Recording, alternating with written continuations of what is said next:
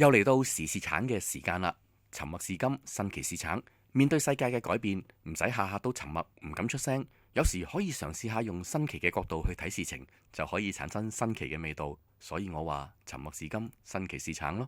咁啊，唔止新奇嘅角度啦，直頭係新常態添啦。阿長，我係嘉賓主持人黃長嘅朋友，新常態啦。咁啊，今年已經打咗兩個10號風球，兩個10號風球。原來咁樣一年之內打兩個10號風球呢，對上一次已經係61年前嘅事啦。咁啊，61年前嘅事。咁啊，而咁樣我哋一年打兩個10號風球呢，個加起嚟呢已經係等於80-90年代兩個10年嘅總和嚟㗎啦。咁所以可想而知，即係打風啊，或者叫打大風，已經係成為咗我哋一個生活嘅一個新常態啦。我估而家個新常態有個好處就係我哋早少少知。係啦，係啊，我仲記得咧嗰日晏晝咧，其實係真係唔覺打風㗎。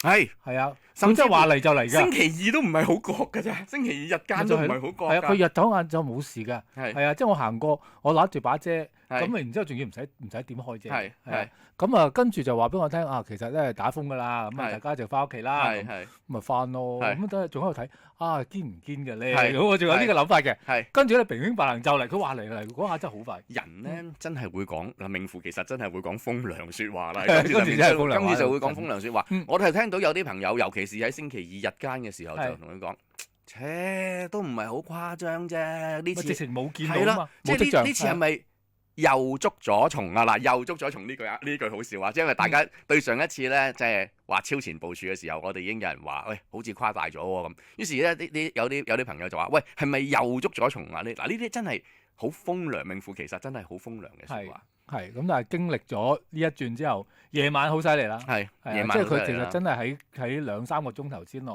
就完全係風雲變色嘅。咁啊，我有啲真係老朋友就話，都唔及當年溫黛咁啊！嗱，當年溫黛咧，好坦白講就我都未出世。我出咗世啦。係真係㗎。但係爭少少啦嚇，但係都係一個 B 嚟嘅啫。係啦，冇錯啦。咁於是我就同呢位老朋友講，我就話，喂，當年溫黛我未出世。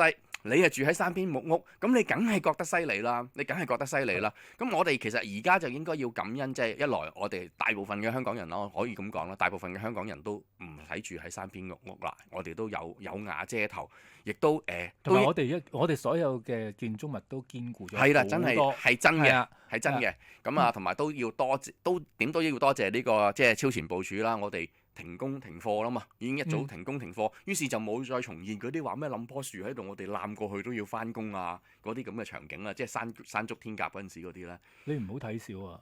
我今朝咧發出嚟嗰陣時咧，因為其實琴晚真係好難清理嘅，琴晚都仲係風大雨大。咁我今朝咧就見到一地都係啦，咁同埋嗰啲工作人員清理緊路邊嗰啲樹枝啦。嗱，我想講，我住嗰地方係旺角啊，係啊，其實都係一個好旺嘅，同埋咧，即係地球嘅中心嚟啦嚇。同埋咧，其實唔係好大風嘅啫，因為我哋啲樓比較多啊，咁所以咧啲樓密集嘅地方呢啲風唔係好勁，但係都一地都係。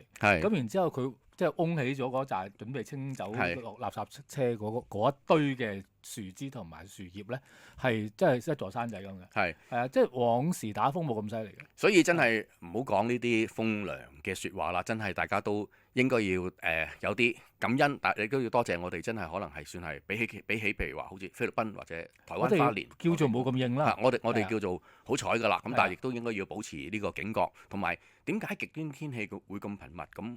唔使多講啦，我諗大家都有啲常識都知道咯，就因為地球暖化咯，就下山一萬字，有排講啊！地球暖化啦，咁大家都有責任嘅咁。好啦，咁啊為咗有啲朋友啦，就話為咗證明呢個風係咪小兒科咧，咁就於是就出去追風觀浪啦。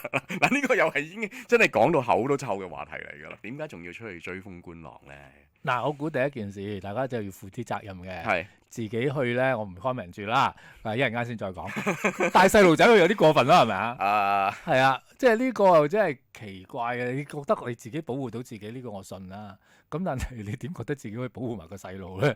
咁結果出事嘅都係真係扶老攜幼啦，即係你冇辦法㗎，因為喺嗰個咁極端嘅環境咧，你能夠保護自己已經好叻㗎啦。你仲要保護埋隔離嗰個咧，多數都危險度高咗好多。我話呢個係一個新常態咧，就係我又係呢個係好似一把即係兩面嘅劍咁啊，兩刃劍咧就係。自從有咗上網有咗社交平台之後咧，早幾年開始啦，都可能早10年8年前就已經遇到打大風，我哋咧鋪下自己，我哋出咗去拍下俾你睇，即係幾威嘅件事幾威嘅，因為可以擺上去自己個社交平台嗰度嚇。以前係啦，以前係啦。咁但係而家又有一個新常態啦，就係我覺得呢個新常態係某程度上呢個係健康嘅，就係調翻轉頭啦，就係我哋 laugh at 呢啲人。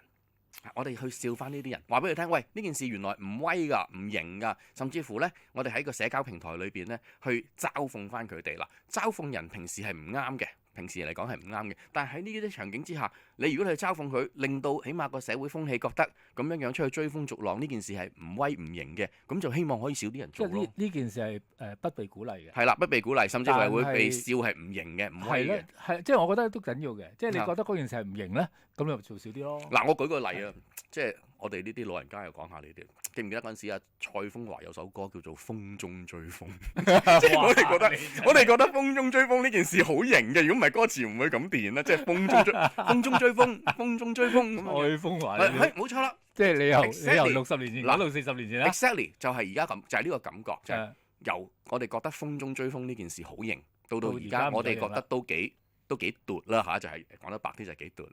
咁希望都可以即係扭轉翻呢個咁嘅社會風氣啦，都係嗰幾樣嘢啦，唔好累咗細佬哥。第二就係唔好累咗啲要去救你嗰啲人。我咁睇啦，即係大家知道呢件事其實冇你想象中咁型，呢個好重要啦。係啊，但係咧就我覺得又有另外一件事啫，啲人開始起佢哋底啊。係啦。佢又唔係咁大。嗱，呢個又過咗份嘅，即係我哋知道嚇。頭先我哋都講話嚇，多謝而家網上面呢個咁嘅風氣嚇，即係將呢件事係叫做負面化佢啦，將佢睇負面化咗佢，咁啊希望可以扭轉到歪風。呢樣嘢可能係啱嘅。咁但係咧，譬如話好似出咗事嘅嗰啲人，而家咧好似好快網上邊咧就話起底。起佢哋哇！即係好似佢哋已經即係十惡不赦啊咁樣樣。如果你去到起底話涉及到呢個無論係傷者啊呢啲佢哋或者呢啲人士嗰個私隱嘅話，咁呢樣嘢都當然係唔啱㗎啦咁樣。係，我覺得大家保持翻呢啲私隱嘅權利啦，同埋話到尾嗰啲都係一啲 victim 嚟嘅嚇，即係唔好將佢傷口再畫大佢。即係有啲都仲喺醫院嘅好似。係啊。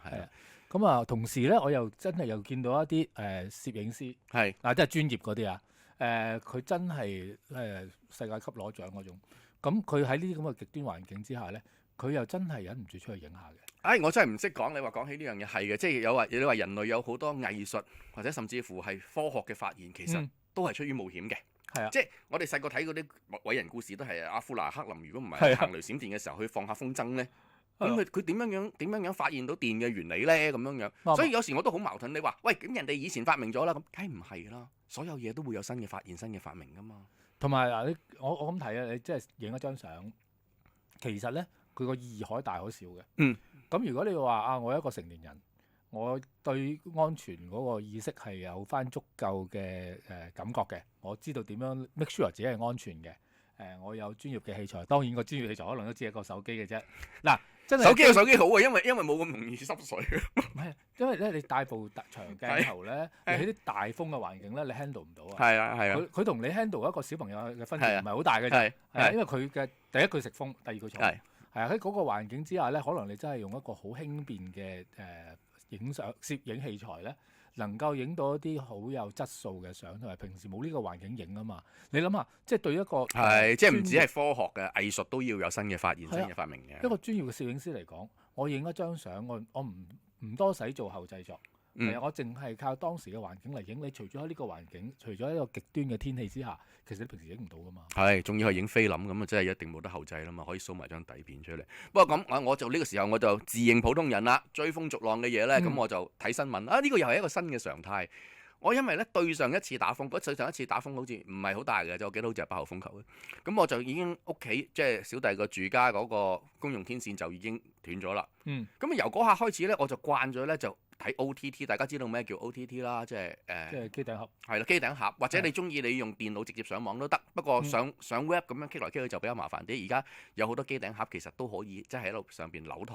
咁只不過佢扭嘅咧就已經唔再係嗰個所謂叫做。其實都唔係大氣電波，你當數碼廣播啦嚇，就唔係數碼廣播啦，而係真係上網咁去睇。咁我發覺呢，我自從上次8號風球嘅時候呢，我就因為貪就手，我就轉咗係呢個睇呢個網上啦。到今次，我原來屋企個睇電視嗰樣嘢咧，我都未 set 翻，我開機都係 OTT 咁樣去睇新聞又 OK 嘅喎嚇。跟住我試下撳翻去原本數碼廣播啦，或者所謂俗稱大氣電波，係果然真係收唔到嘅。咁所以呢個都會係一個新常態，就係唔覺，可能我哋都會習慣，就係不如索性睇電視都用 OTT 睇啦咁樣嘅。既然香港打風打得咁密，冇問題啊，我覺得呢個真係冇問題。睇到咪得咯，係啊。係啦，咁啊另一樣嘢就都大家都知道㗎啦，就係打風不停市啊，打風不停市咁啊星期三嗰日個成交額都仍然都係2000幾億，真係同打風係冇分別嘅。係啊，即係同唔打風係冇分別。平時都係咁上下。即係打風不停市，咁但係打風唔止唔停市，仲造就咗另一個市喎。係啊，係咩事啊？大家要唔會翻。唔好話大家啦，有錢人啦，嗰班 banker 啊，嗰班賓客啦。係啊，咁啊，自然就會住晒喺附近嘅酒店㗎啦。即係中環㗎咯噃，住喺中環，住晒。聽講話中環嘅5星級酒店係住爆咗㗎，你話呢個係咪打風經濟啊？打風經濟其實唔差㗎，因為嗰件事嘅生意額其實好大㗎。係啊，你唔好睇小佢啊。係啊，即係你諗下，我哋就算幾多遊客嚟，都未至於會住爆晒中環嘅5星級、6星級酒店㗎嘛。係啊，即係對酒店嚟講咧，其實就真係一個即係額外嘅收入嚟嘅，我覺得。不過整體嚟講咧，我又有個發現，都叫做一個新常態啦，就係嗱，我哋應該咁講，我哋好細個嘅時候打風咧。係全靜嘅，成個市係靜晒。冇晒。後期咧，我哋大個仔啲嘅時候咧，發覺咧，咦，原來打風係咩都唔停嘅。打風最好去咩啊？打風最好去睇戲啦，最好去唱卡拉 OK 啦咁。咁但係今次咧，或者可能真係嚟到今次，因為呢個華加沙真係即係官方真係提咗我哋已經好嚴重。我又會有少少意外，我發覺我樓下咁，你知道我住喺邊咧？即係啲住宅區嚟嘅啫。我樓下啲商場係真係閂晒門。最典型就係戲院冇開。我喺旺角戲院就有開。所以你嘅係住喺地球嘅中心，真係唔同㗎。我係住喺邊陲啦，我係住喺邊陲啦，咁又唔係真係好邊陲嘅，就係住宅區啦，即係講得嘅將軍澳。香港有得幾邊陲？我樓下嗰間商場嘅戲院真係冇開。係。咁而亦都有好多餐廳，我以為即係我起初頭先都講，我以為佢會開，但係結果真係冇開。其實咧，我估咧就係有啲意外嘅，即係。大字頭嗰兩間咧，係啊，真係冇開。係啊，嗱，冇錯啦，即係我哋其實某程度上，我哋已經好老定㗎啦。呢過往呢20-30年已經訓練到我哋好老定，鏡乜啊，乜嘢都開㗎啦。點知真係唔開喎？咁但係咧，嗰兩間冇開有少少意外啦。咁但係其他嗰啲大部分都開咗，我見到。係嘛？我喺旺角咧又。我覺得戲院冇開呢件事，首先好奇。可能啊，即係我把口衰啲講，可能因為本來個市道都唔好，即係本來都冇乜戲好賣座㗎啦。近期都開唔開就算啦，又要揾個員工翻嚟嚇，又要可能個保險可能又要貴啲，咁何必咧咁樣？用啲電啊？係咯，萬一。戲院入水好大鑊㗎嘛，戲院入水好大鑊，咁即係你好似個隧道咁。會㗎嘛？即係嗱，我覺得你開唔開？如果佢入水啊，你開唔開佢都入㗎啦。又係喎。係啊，應該唔關事。咁唔會浸親人咯。係啊，即係冇事啊，起碼唔會跣到人。咁但係咧就我喺旺角啦，咁我見到好多餐廳食肆咧，其實係有開嘅。咁但係人手真係唔夠啦。係。嗱，我估而家唔開好多原因嘅。係。即係以前咧就開嘅原因，因為你啲員工照翻嘅啫嘛。係。而家咧就其實有啲請人難嘅。係，咁所以有啲員工佢住得遠，佢話唔翻，你啊真係冇辦法為難佢嘅，咁咪唔翻咯。係啊，大家都即係受到勸喻。係咯，反而做寫字樓嗰啲 banker 就要翻工嘅。點同啊？而家幾好笑喎！而家都以前阿媽成日都話要做份寫字樓斯文工咧，就 hea 啲嘅，唔使成日咁翻工。而家唔係㗎，而家打風落雨咧就。因為打風不停市，就越大粒嗰啲越要做。我哋以前做傳媒嗰啲做報紙唔係啊，翻到但係我哋從來冇大粒過啊嘛。而家咁大粒反而要做。你見到嗰啲大粒嗰啲喺晒度。係嗱，咁所以講真嘅，頭先嗰樣嘢你講得啱，就係可能而家真係人手真係難請咗。但係我又覺得人情味幾夠，因為我琴日個狀態咧就係我去咗一間餐廳啦。咁啊，佢真係唔夠人翻工，咁但係仍然有人翻啊，即係上頭話要翻落，咁大家過嚟即係支持下個市啦，支持下啲市民啊，係啊，你真係買唔到嘢食咁就落街食㗎啦，好正常。咁但係唔夠人手，咁你就見到啲食客咧就喺度幫手嘅，係啊，即係台面佢真係一台都係啊嘛。係喎，嗱你輪過咗啦，而家開始幫手執台，咁啊大家都喺度呆等咯。咁跟住有啲人都係食完㗎啦，佢哋你冇人執啊，幫你執咗佢啦。哇，咁呢個更加好嘅味道。即係當然我哋唔會入房幫佢洗碗，再洗埋碗。